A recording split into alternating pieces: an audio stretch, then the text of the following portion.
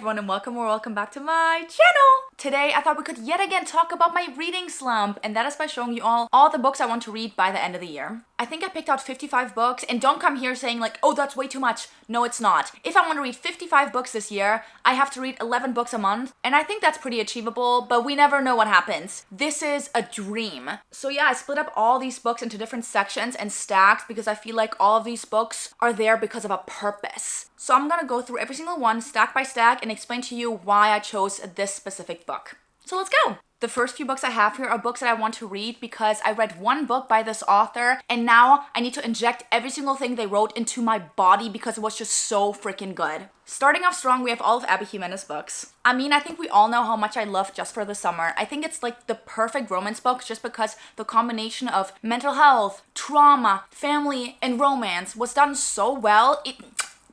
Perfect, just like chef's kiss. And now I feel like all of these books will also be a chef's kiss. I just feel like Abby has the power to write mental health so realistically, and I just want to see how she does it in her other books, especially because in this book there's, I'm pretty sure, a lot of grief in here because the main character lost her fiance, and I don't even know what other sad stuff Abby writes about in these other two books, but I just need to find out, and I need to read all of these before the summer is over. Next, I have here Small Worlds, and the reason I picked out this book is obviously because I loved Open Water. Open Water was, I think, my top book of 2023, and when I saw this at the bookstore in Brighton, I was like, okay, this is destiny, I have to buy this, I need to read this right now. Not only do I really like Nelson's writing because it's so poetic and he combines music into everything, but I also just like how he writes about romance. I don't think that Small Worlds is written out of the you perspective, but I do know that music is a big topic in this book as well because it says on the back here that dancing is the one thing that can solve Stephen's problems. So I'm excited to see how that's incorporated in here, and I just feel like it's going to be so beautifully written and that I can finish this in one go. And then lastly, I have here The House on Mango Street by Sandra Cisneros, and the reason I picked out this book is because I read her poetry last year, Loose Woman, and it was amazing.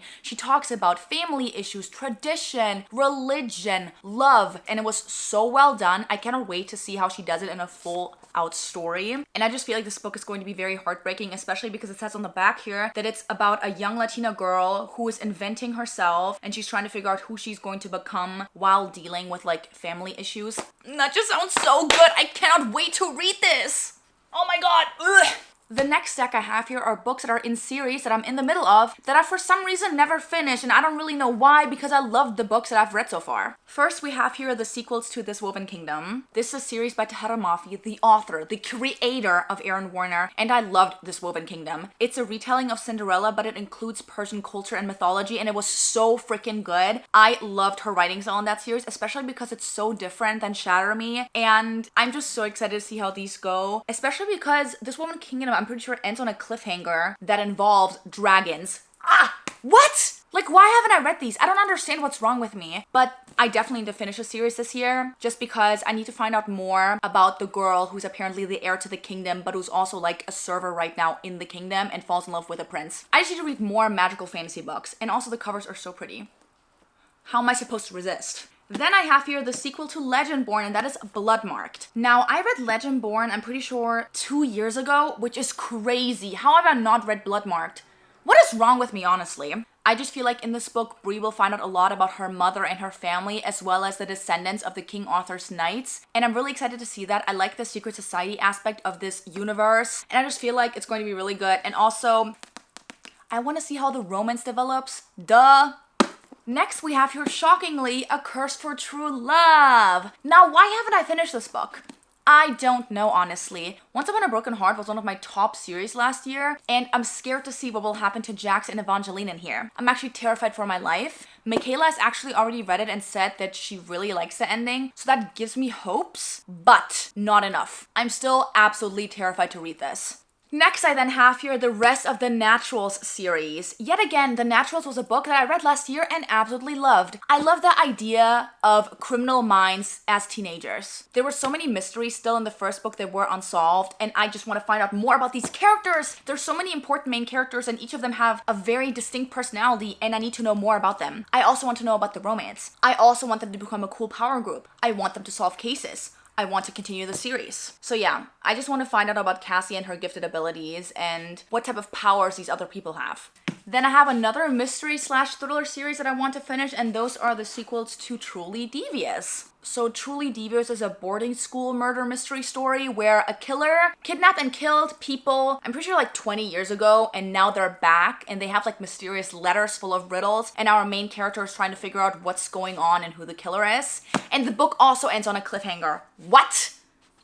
How have I not finished this? Like, I really don't know what's wrong with me, but I need Stevie to finally solve this case. And I can only do that by reading these books, okay? We'll be doing this as soon as possible. And then the last series book I have here is House of Roots and Ruin, and this is the sequel to House of Salt and Sorrows. Now, it's not technically a sequel because House of Salt and Sorrows can be read as a standalone, but it's a continuation of the universe because this is about the youngest of the 12 sisters, and it's her story, and I really liked her in the first book. I really liked the mystery and the magic in it, and I just want to continue reading more about this universe and see if there's like more ghosts maybe, because this is more of a horror fantasy book, and it's like Barbie inspired, so it's so good. Like the quote on the back is, "In a manor by the sea, one sister is still cursed." God, I need to read this right now. Next, I have two books that I'm actually embarrassed to show you all because how have I not read these before? These are considered book community classics. Yep.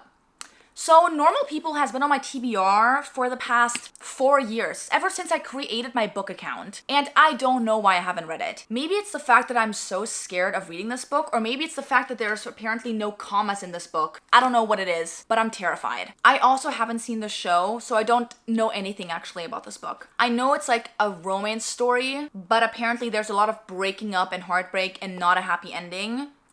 Why am I supposed to read this? But I do feel like I'm excluded and I am experiencing a lot of FOMO, so I have to read this book this year. And then the second book is Powerless. I'm not even mad about the fact that I haven't read this book just because it's popular on Book Talk. I'm mad because I remember following Lauren back in the day on Book Talk, like so many years ago, and her talking about writing a book and it not even being done yet. And I'm just amazed that it's published now, and I think it's so cool, and what she accomplished is so amazing. I have to read it because of that. And I'm just pretty disappointed that I haven't read this, especially because it's apparently a child of The Hunger Games, and I'm pretty sure The Young Elites by Mary Lou. Amazing universes, amazing stories. I can't wait to read this. The next stack is gonna get me killed. The next stack of books are books by authors where I've read one book by them before and I didn't like it, so now I'm terrified of reading any of their other books because I'm scared of having a bad time. Starting off strong, we have Emily Henry.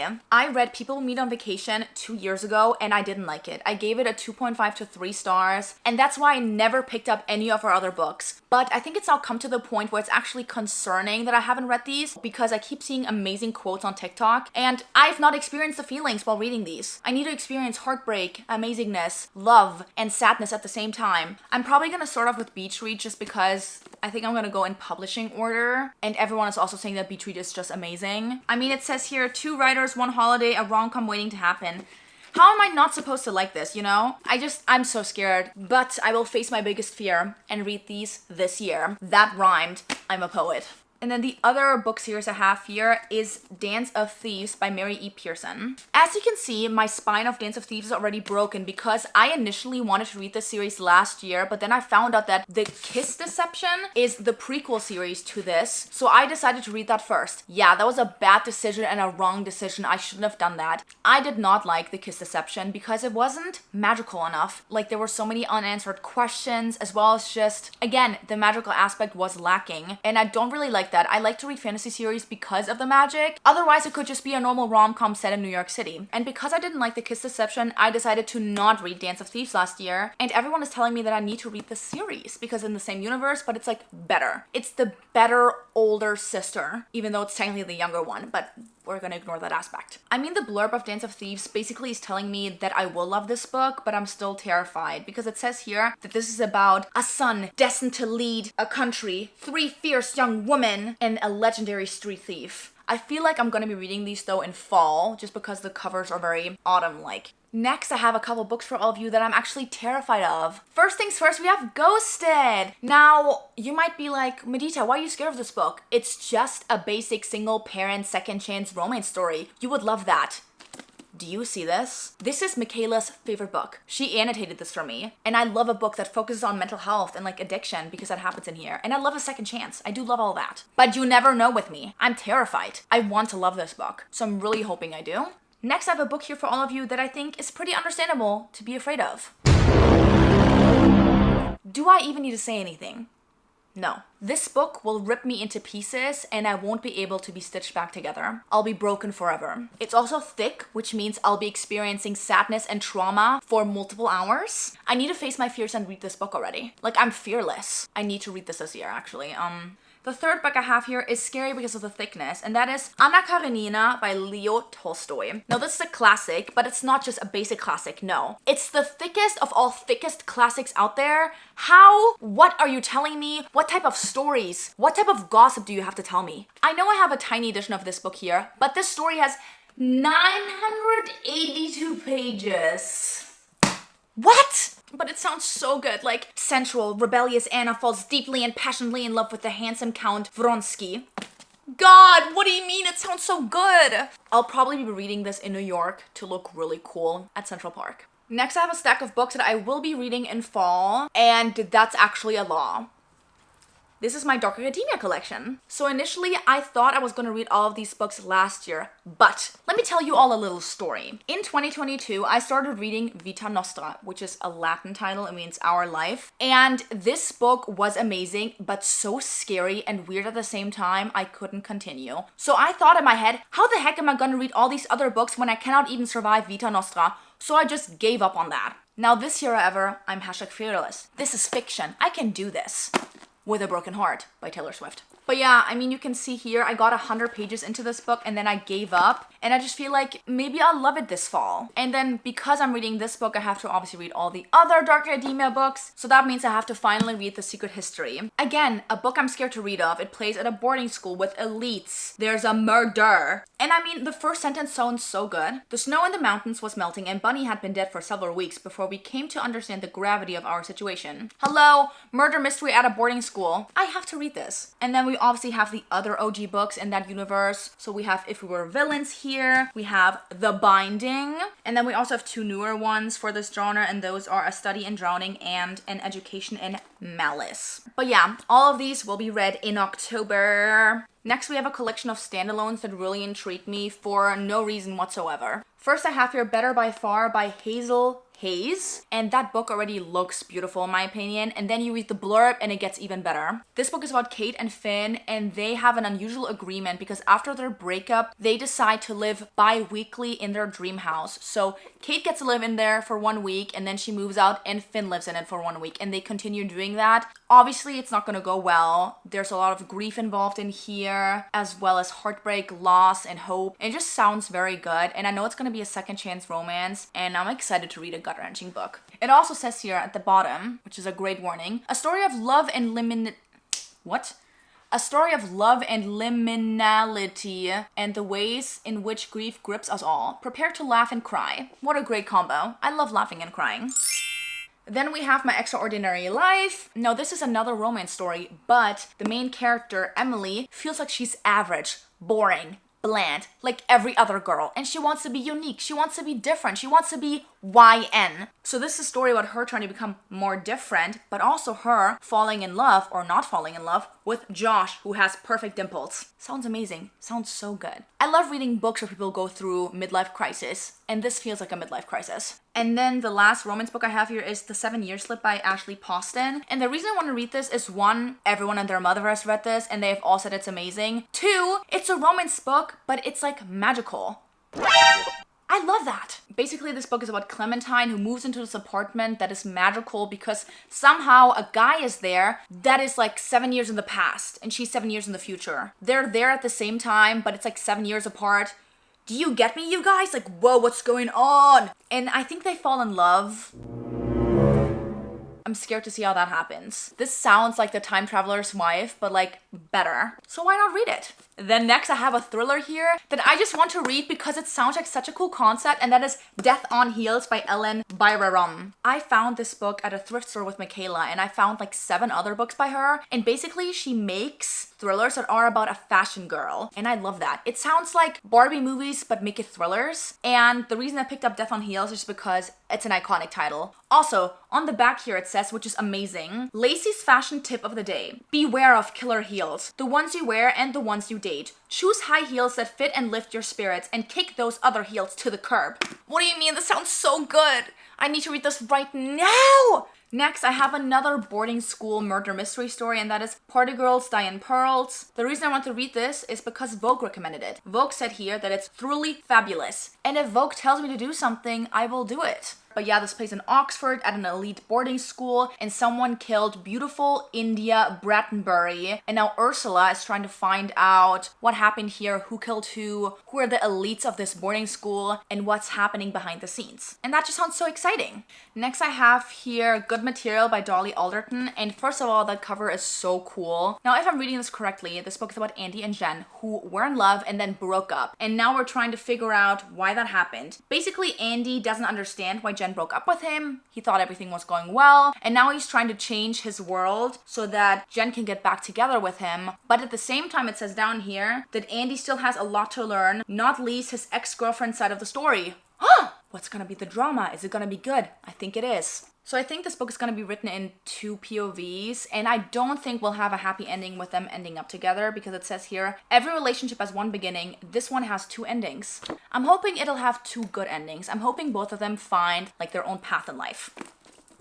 I'm excited. The next book I have here is one that has also been on my TBR for years, and now I'm finally facing my fear and reading this, and that is Bear Town by Frederick Backman. So this book is about a town called Bear Town, and it's been shrinking over the years, and then suddenly there's a murder, and no one is admitting to who did it, and then the town is split up into 2 different sides that are kind of like against each other for some reason, and everything is going downhill until one young person finds the courage to speak about the truth.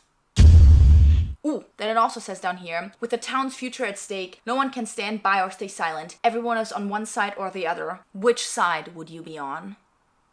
So mysterious! What's going on? Next, I have another stack of books that I'm scared of, but like actually scared of. Like, I'm shaking in my timbers. I feel like I'm gonna sleep with the lights on at night. I don't think I'm gonna be normal again after reading these. First, we have here Hidden Pictures by Jason Rukulak. I was initially supposed to read this book on the plane flight back home from the US, but I was so scared that I proceeded not to do it. Now, this is a horror book, okay? Just try to digest that information for a bit. There's artwork in here. Basically, this book is about a girl named Mallory who's babysitting this 5-year-old kid, and he always paints like cute paintings, but then one day he starts painting these really scary things that look very dark and like a murder scene maybe, and then it apparently gets worse and worse with every painting, and she's trying to figure out what's happening and what's going on. Like, are you haunted or do you have a scary imagination? We don't know, but I'll figure out while reading this. Now, I thought I'd show you one of these sketches just so you understand the fear I'm feeling. Yes! Okay, I'm not supposed to be scared for my life right now? And then next I have here My Best Friend's Exorcism. Woo! The reason I bought this book is because it looks like a movie cover, and it also says on the back here that this book packs all the magic of a summer horror flick into a book. And I love summer horror movies, like they're so good, especially when they're at a camp. Oh my god, I'm so excited! Now, I've never read anything like this before, and that's why I'm so scared. Because it says down here that Gretchen and Abby go skinny dipping one summer, and then after, for some reason, Gretchen has been acting different. She's scary, she's weird, she's bizarre. And yeah, I mean, we can tell it ends in an exorcism. I fear I will close my eyes while reading this book, because that's what I usually do during horror movies, and I can't. Like, I physically can't look away. I have to read it. And that's why I'm so scared. But I'm also so excited. And then the last 2 books in this stack are A Certain Hunger and Night Biatch. So these 2 books are both about eating, but like humans. Yeah. What? And Night Biatch is apparently about a mother who starts gaining new appetites and new instincts because of a deep voice within her. She has a kid. I am scared for my life. And then A Certain Hunger is about a food critic who loves rating food and writing, but she also loves her lovers and putting the same care and attention into them as into her food. What? I fear I won't be able to sleep again after these. But I don't know, maybe also it's just a metaphor for something else. Like, I have no idea actually. I just own them.